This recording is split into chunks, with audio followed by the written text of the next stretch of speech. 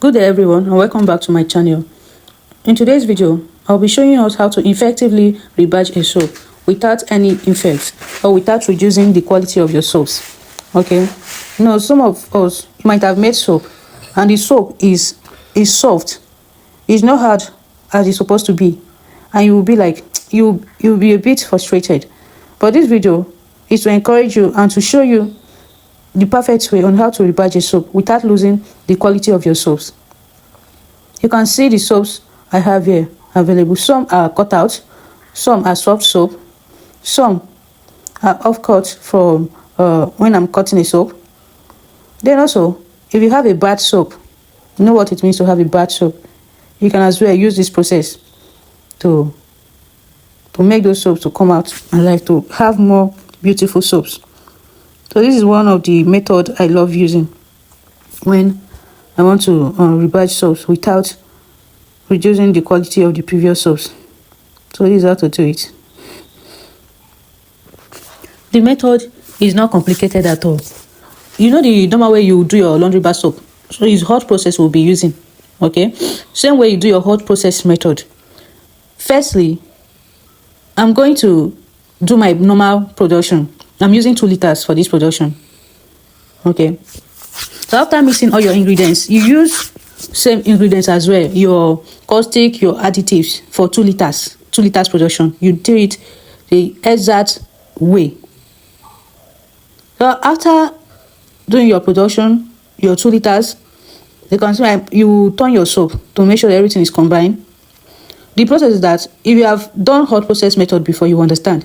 So I'm using the process for hot process method to do this rebatching, this remaking of the soap, to still retain the quality of our soaps. If you have been wondering what to do with your soft soap, of course, stay with me because I will explain everything step by step. Every soap maker experiences waste during production. The waste can be due to soft soaps, soap separation, burnt soaps, or missing some important ingredient during production. So don't worry, you can still fix it. Sometimes if your soap enters separation, you know what it means. It's so frustrating. And also, you do your production and your soap, they are soft. It's also frustrating. So that is not a problem at all. In this video, I'll be showing us the exact way to get what quality soaps. The exact way to still get your good soaps. So once your soap enters trays like this, you light your fire. We are going to be doing this process in form of hot process method. So stay with me. Watch carefully. You put your soap on the fire and you start cooking. Start cooking gradually. Don't rush this process. It's a gradual process. As a soap maker, you need patience for you to have good soaps. And also, don't forget, your fire should be at the lowest, please. Should be at the lowest, so that your soap will not burn. So while your soap has started heating up, when your soap has started cooking, you add the pieces of soaps batch by batch. You can see the way I'm adding it. This way, you are rebatching your soap. You're cooking your soap. You get? So it's just like you doing a fresh batch from scratch. The normal way of rebatching a soap is your soap cutters, you just melt it by adding water. I know most time when you're adding the water, you're not adding any chemical to it. But this one, I just like making a fresh soap all over again. So you can see how the process is. The soap melts, you add batch by batch. When it melts, you add again. This way, you are rebatching your soap without reducing the quality of soap. Without what? Reducing the quality of your soap. Your soap will still remain strong and it will not shrink. If you have noticed before, if you rebatch soap, there is a way, if you're not careful, there is a way you add your water. It will start, if the soap dries up, it will start shrinking. That means that the quality of water is more. So in this process, you can still retain the quality of soap because we did a fresh production before adding our PC soaps. So in that state, it still retains the quality of your soap. Nothing is going to affect your soap. The quality is still going to remain the same. Your soap is still going to be very strong. Your soap will not shrink. It will be very hard. One thing I would like to tell us is that please don't be lazy to rebatch your cutouts or your off-cut soaps during production, because all those pieces you're seeing like that, they are money. They are money.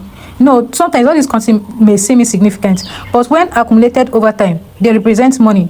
So just trashing them or keeping them anyhow, this means that you're throwing part of your money away. Like your money is going. So rebatching allows you to reduce waste, save production costs, and also it increases profitability. Also maintain consistent quality. With this method I used, you still maintain your soap quality. It utilizes every part of your soap effectively. There is no waste. There's no waste at all. Me, I don't throw my soap cutters away. I keep them where I store them inside a container. I put them inside rubber whereby dirty particles will not enter. I keep them in a very clean container. You know, there's a way you keep your cutters and the dirty particles will start falling inside. So you store your cutouts very well. So that whenever you're ready, you can just use this method and rebatch all your soap. And it will shock you at the end of the day what you will get. So please, even if you're doing business, should as well try and know how to manage our resources. You can see how our soap is melting gradually. We're almost there. Remember, you still need to add what? Foam booster, your silicate, and also if you still want to add perfume, it's still very fine. And also, see if you don't like the color of your soap, you can still add color to change it.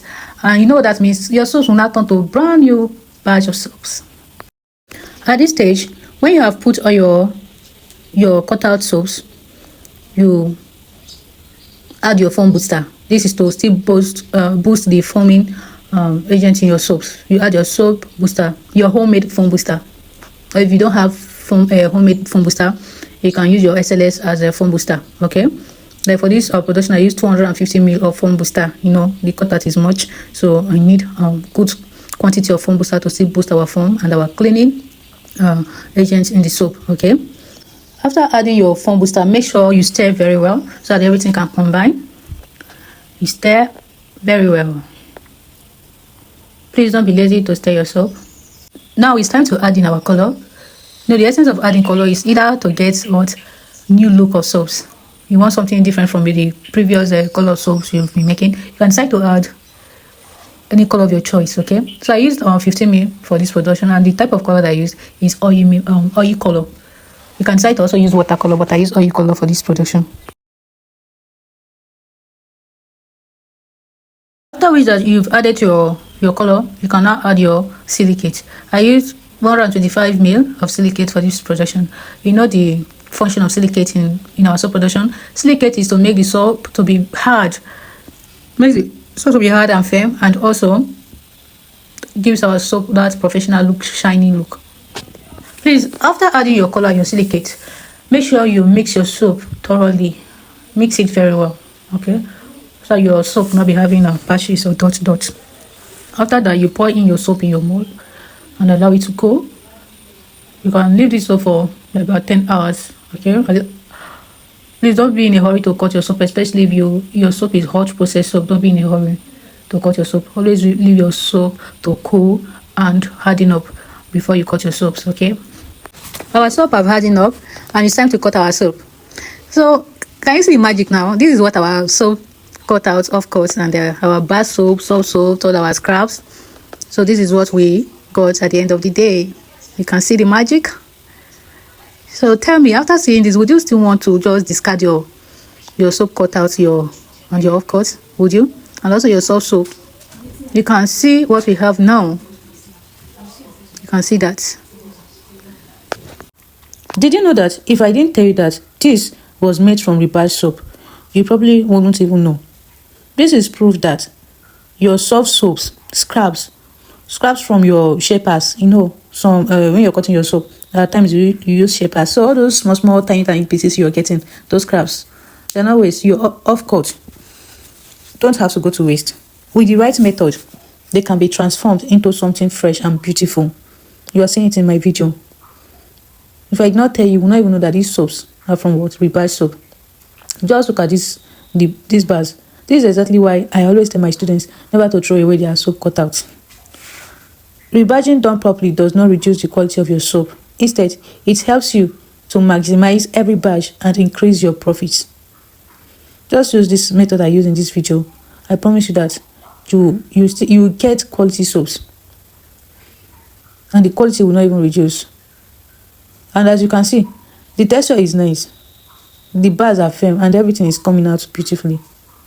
This is one of my secrets that I use to minimize waste and make sure every gram of my soap is put to good use.